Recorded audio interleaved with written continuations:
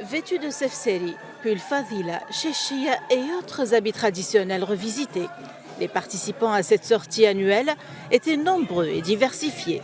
Des Tunisiens, des Marocains et des Mauritaniens ont sillonné les souks du Vieux-Tunis en passant par la grande mosquée de la Zitouna jusqu'à l'avenue Habib Bourguiba au rythme des chants soufis de la Kharja. C'est un grand jour. Aujourd'hui, nous célébrons cette journée avec nos frères tunisiens pour montrer la richesse du patrimoine traditionnel marocain. Cette journée met en relief la convergence et la diversité culturelle tuniso-marocaine.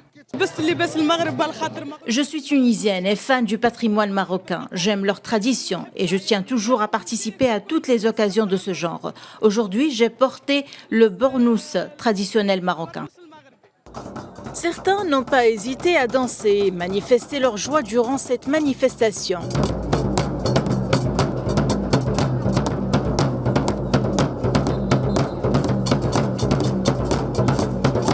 Zina Abdin Belhareth, le président de l'association Tourathna, l'initiatrice de cette manifestation, nous a confié que l'organisation patrimoniale cherche à rendre de cette sortie un événement mondial afin de préserver le patrimoine de chaque pays.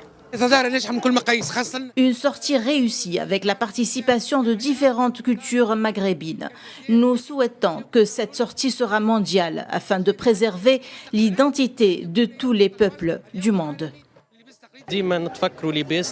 À travers cette sortie, nous mettons en valeur notre patrimoine traditionnel et à travers laquelle nous essayons de revenir aux origines.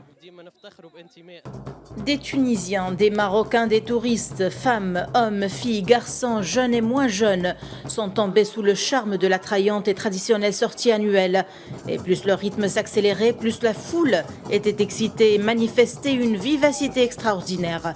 Les participants ont laissé exploser la joie le temps de cette raja, loin de la morosité de la scène politique. Marocains, Mauritaniens, Tunisiens et Irakiens sont sortis ensemble aujourd'hui dans des belles tenues qui ont su garder leur charme d'antan et qui reflètent l'originalité, le respect des traditions et la diversité culturelle et artistique des pays du Maghreb. Depuis Tunis, Najwa Becha pour Média.